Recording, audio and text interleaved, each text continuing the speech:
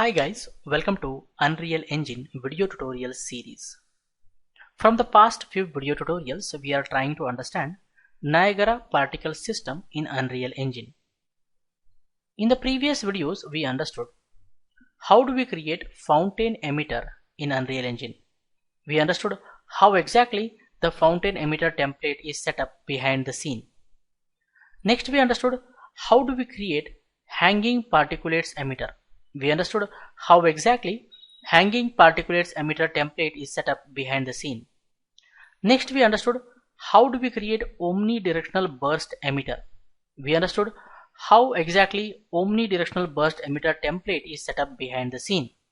You can see here we understood how do we create fountain emitter Niagara system. We understood how do we create hanging particulates emitter Niagara system. We understood how do we create omnidirectional burst emitter Niagara system, right? So we have understood how do we create a Niagara system for fountain and hanging particulates and the omnidirectional burst. In this video we are going to understand how do we create a directional burst emitter. We understand how exactly the directional burst emitter template is set up behind the scene. We create a Niagara system for it, guys. Okay, I go back here and delete these Niagara systems from here. Delete. Okay. To create the directional burst emitter Niagara system, we create a Niagara system from empty template. We name it as ns underscore directional burst, and then we open it. I right click here, say Niagara system, or we can go to FX and say Niagara system and select here empty template because we want to create it from scratch and understand. So I say create. I name this as ns underscore directional burst. I double click to open it. You can see that ns underscore directional burst is open. Here we have our main module. In that we have different module groups. We have emitter update, particle spawn, particle update, renderer, right? Here in the emitter update module group we have emitter state module. So module group can contain one or more modules, guys, and each module can have set of properties. Okay, so let's understand step by step. First, in the emitter update module group we go to emitter state module and set lifecycle mode to self. So here we change lifecycle mode from system to self. What is the meaning of self? Self indicates particles manage their lifetimes independently. Okay, we are going to set the initial lifetime of particles. Okay, the lifetime is being managed by particles by themselves. Okay, next, loop behavior we set once.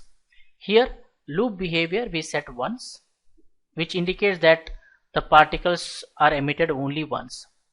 The emitter generates particles once. If you want particles to be generated continuously, so you can go for infinite. Okay, loop behavior you set infinite. Once means only once. Multiple means you can give a loop count, so number of times to generate the particles. Here I am setting infinite. Okay, loop behavior infinite for understanding purpose. Later we change it to once. Okay, next, loop duration. Loop duration 1, which indicates the emitter loop lasts for 1 second. Each loop is of 1 second. 1 second. Loop duration 1 second. Okay. Next, what we do? We set the how many particles to burst instantly. So we use spawn burst instantaneous module. You can see here there is no spawn burst instantaneous module in the emitter update module group.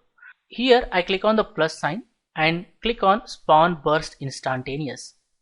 You can see here spawn count is set to 1. I change it to 75. What is the meaning of that? 75 particles are spawned instantly when the emitter activates. 75 particles are spawned instantly when the emitter activates.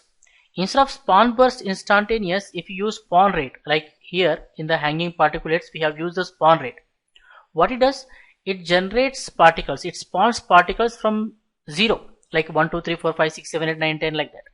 Whereas spawn burst instantaneous instantly generates the number of particles, given number of particles here. That's the difference between spawn rate and spawn burst instantaneous, guys.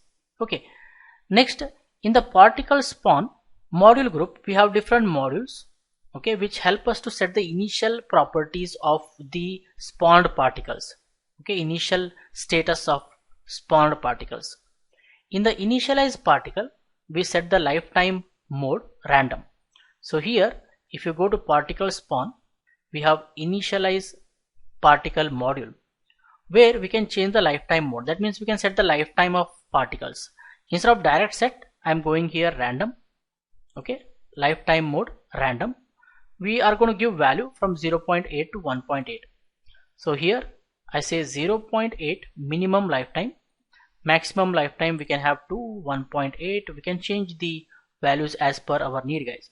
So what's the meaning of that? The meaning is particles have random lifetime between 0.8 to 1.8.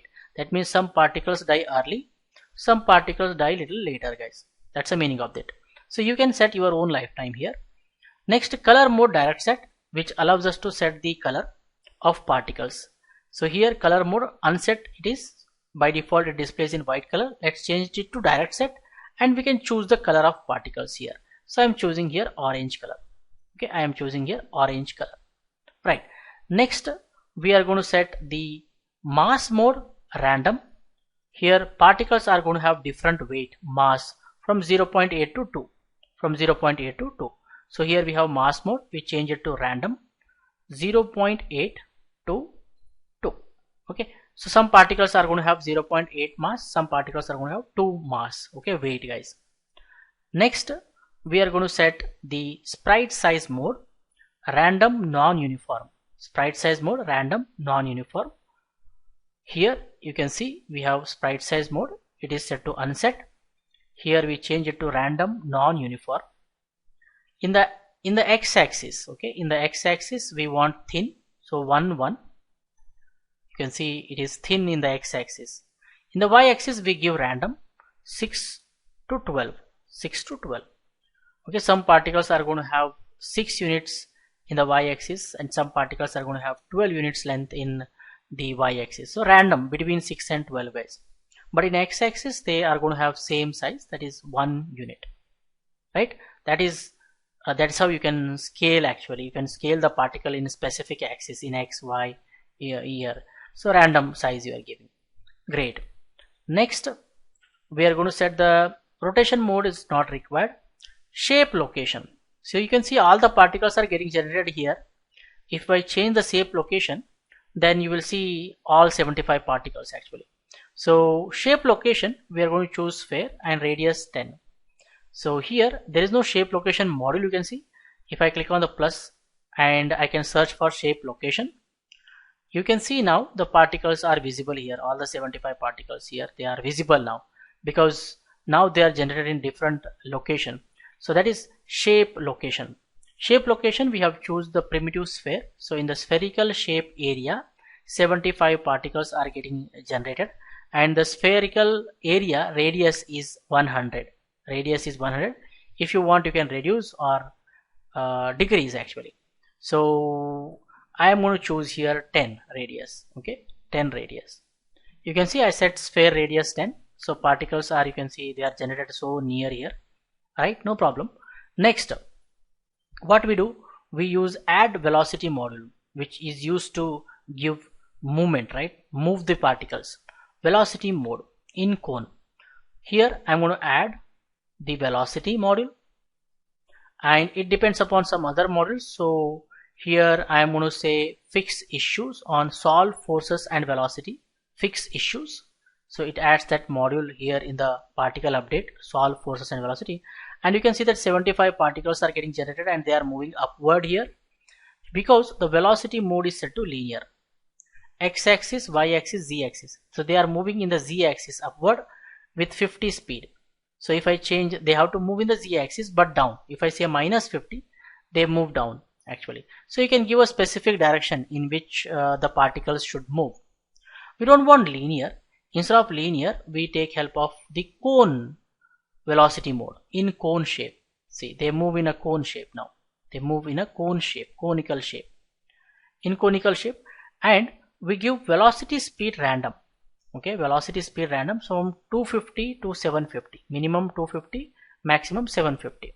So here velocity speed we change to random range float, minimum of 250 and maximum of 750. Some particles move slower, some particles move faster. You can see it's bursting in a specific direction. The particles are bursted in a specific direction, that is cone axis, which defines the direction in which it should burst the particles. So it is bursting in x-axis, positive x-axis. So if I change this from 1 to -1, the other side the particles are bursted, you can see here, with this speed, guys. So you can decide cone axis in which axis you want to burst. Okay, I want to burst in x-axis, that is to positive x-axis, in this direction. So particles are moving in this direction, you can see that, right? Great. Next, what we do is we are going to add gravity force so that the particle should fall down. So in the particle update module group, we add a module called gravity force. So we use gravity force. When we use gravity force, you can see that the particles are falling down, right? In the x-axis they are moving and they are falling down because of the gravity. Okay. Next, what we do is we add some drag. Drag slows down the movement, right? It's going to slow down the movement of particles.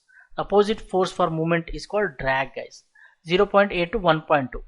So we are going to add the module called as drag. And drag, we are setting random range float, minimum 0.8 and maximum 1.2. Maximum 1.2. That is the drag we are adding. Next, if we want, we can scale the sprite size by speed. We can scale the sprite size if we want. We can scale sprite size by speed, or even we can scale the sprite size by lifetime. So if I come here, we can add a module called scale sprite size. Just scale sprite size. This depends upon lifetime. This depends upon speed. So if I use scale sprite size, you can see initially these particles are going to have 0 size and they slowly scale to 1. 1 means the initial size what we have given. We can scale to 5 times. You see, as they are as their lifetime changes, they scale slowly. Initially 0 to then 5 times they are going to scale compared to their original size what we defined here in this place. Okay, scale sprite size 5 times we are scaling. Okay, if we want like 10 times we can say like this. So they can scale. So 5 times if you want we can do that. Or instead of using scale sprite size, which depends upon the lifetime, you can use the speed also. Scale sprite size by speed you can use.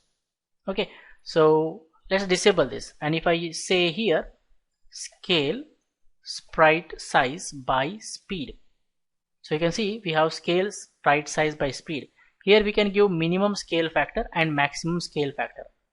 Minimum scale factor 0.7 to 1.2 in x-axis.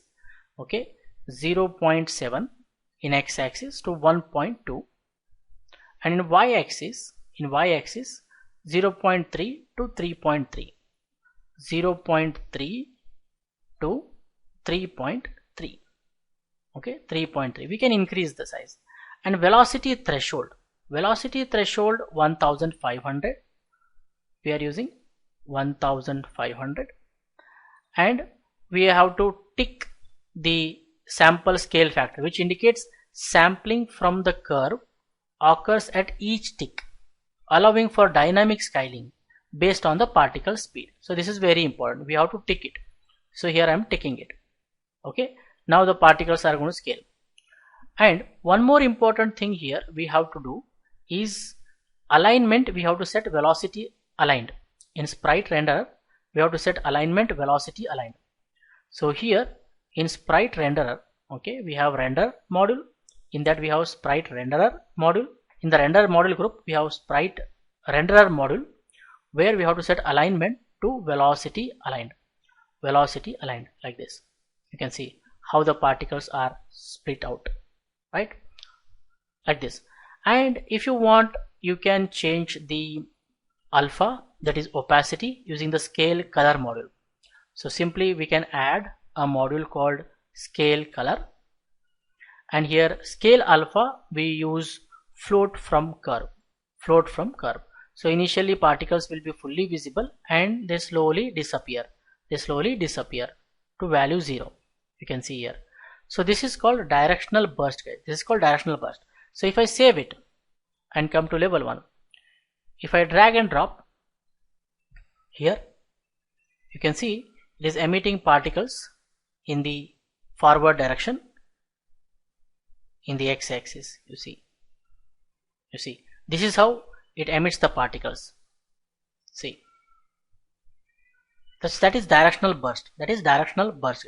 So if you want, you can change few properties here, like for example, let's go to initialize particle, and here I'm going to increase the viscosity to 5 times so that they should glow more.